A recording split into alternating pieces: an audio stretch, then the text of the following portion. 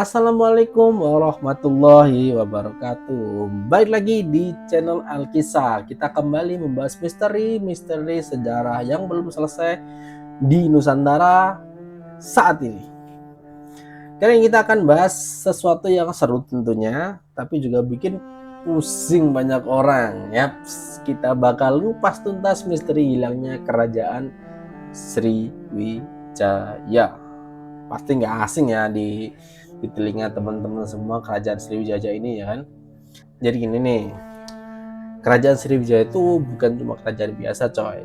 Mereka tuh macam influencer zaman dulu yang hebat banget, ya kan.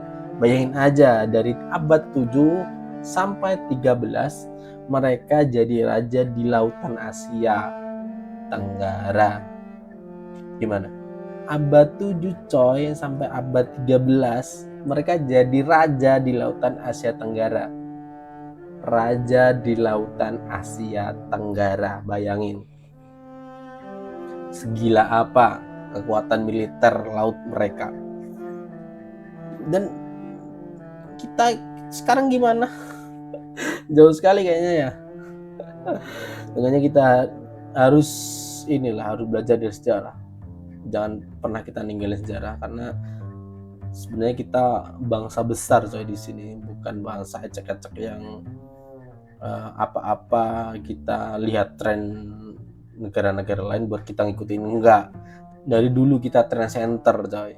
Orang bilang Amerika penjajah Cina, jajah sekarang dengan perdagangan, Amerika jajah dengan senjata. Salah coy, mereka itu anak baru dalam dunia penjajahan.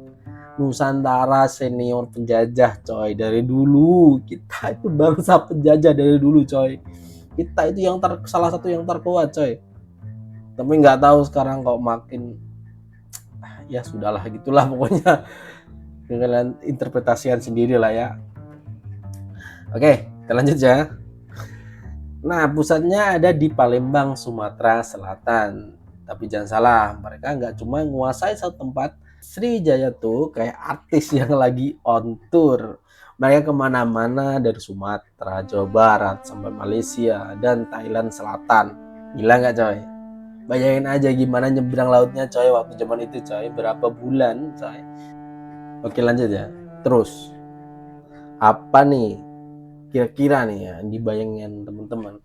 Apa nih yang membuat Sriwijaya sampai stop ini atau setenar ini atau hingga dijuluki sebagai raja lautan? Ini apa nih kuncinya nih? Menurut teman-teman apa? Ayo coba. Apa? Ayo, pasti coy. Pasti. Jawabannya simpel coy. Kekayaan atau uang coy waktu itu coy. Kerajaan Sriwijaya waktu itu mereka jago sekali soal bisnis maritim. Jago sekali. Teman-teman tahu Selat Malaka? Nah, itu kayak Instagramnya mereka coy, kayak dinding Instagramnya mereka ya kan. Siapa yang mau endorse gitu kan? Sekarang kita nggak bisa kayak gitu. Nggak tahu sekarang. Ya sudahlah. Lucu ngebandingin dengan dulu waktu teknologi masih kayak gitu dengan sekarang yang katanya teknologi yang maju, tapi negara ini masih sudahlah. Ya, Selat Malaka itu jadi salah satu tempat mata pencaharian, bukan mata pencaharian juga, tempat mencetak uang bahasa kasarnya ya, kerajaan Sriwijaya waktu itu. Ya, di selat itu mereka pamer kekuatan maritimnya, hingga banyak pedagang itu yang lebih percaya kalau berdagang lewat Selat Malaka karena mereka merasa aman. Ya, karena kekuatannya ditunjukkan tuh di beberapa tempat di pelabuhan itu. Nah, itu pintar sekali waktu itu. Tapi sekarang sudahlah, kenapa otakku sana terus. Oke, lanjut ya.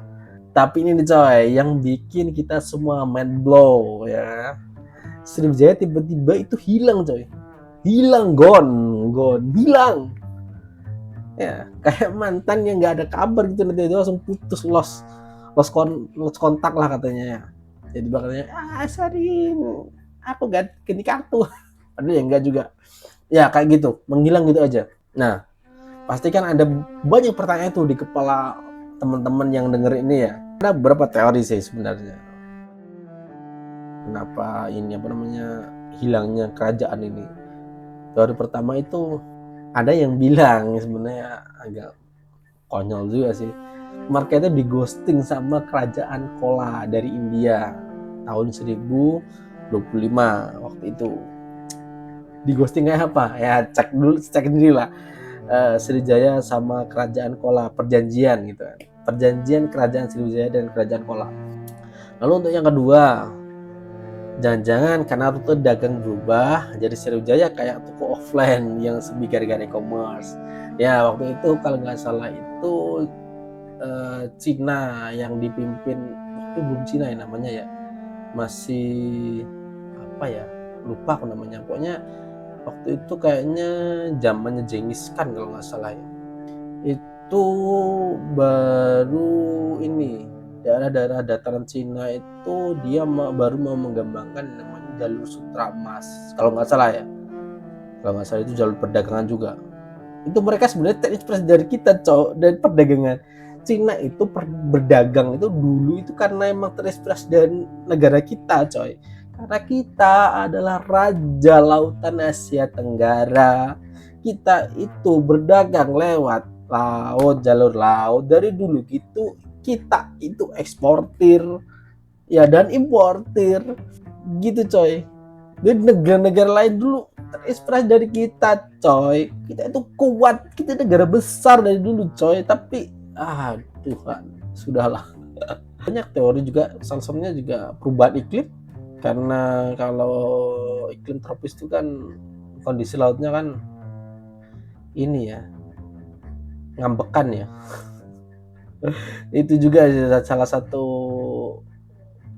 teori yang banyak diobrolkan ya kan.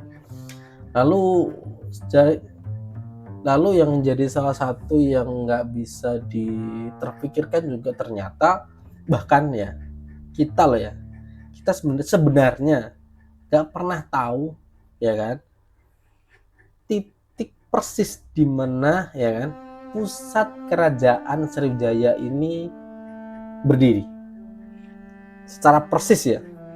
Kalau Majapahit itu kan jelas ya di Mojokerto ya, itu jelas titiknya jelas ada, nggak spesifik gitu loh ya kan, kayak disebutkan cuma Palembang ya kan, Sumatera Selatan, udah nggak spesifik.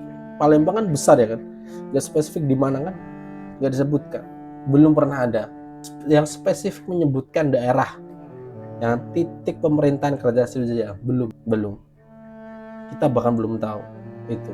Para arkeolog sebenarnya udah berusaha ya kan buat mecahin misteri ini nih dari zaman Belanda tahun 1920 ya kan sampai sekarang, pakai teknologi yang jadul hingga teknologi yang paling canggih loh ya.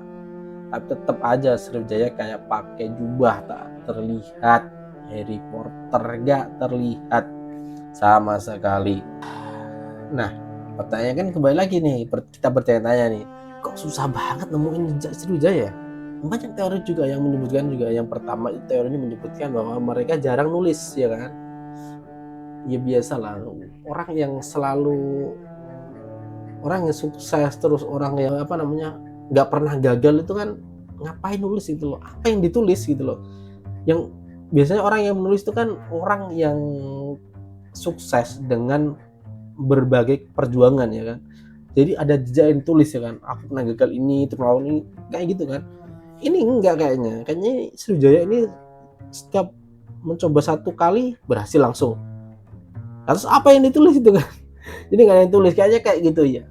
Untuk teori yang pertama. Teori yang kedua yaitu geografinya udah banyak yang berubah ya kan, ibarat ya kayak inilah, dia lebih ke topografi sih. Topografi kerajaan itu udah banyak berubah karena udah ratusan tahun ya, mungkin ribuan ya kan.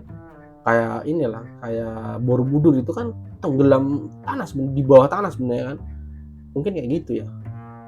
Lalu untuk teori yang ketiga yaitu barang-barang peninggalan mereka itu susah dikenali, kayak nyari jarum di tumpukan jerami. Makanya kita nggak pernah sadar tuh kalau itu ternyata peninggalan kerajaan Sriwijaya lampau dulu gitu kan. Jadi gimana nih menurut teman-teman? Apa yang sebenarnya terjadi sama kerajaan ini? Tulis teori konspirasi teman-teman di kolom komentar. Min mau baca nih, ada teori konspirasi apa aja yang di kepala kalian. Oh ya, jangan lupa kalau suka dengar video-video misteri-misteri kerajaan atau sejarah kayak gini, jangan lupa like ya kan, bagikan ke teman-teman kalian yang belum tahu misteri sejarah ini ya. Untuk update informasi terbaru jangan lupa like dan subscribe. Oke, Min pamit. Assalamualaikum warahmatullahi wabarakatuh. See you next video. Bye.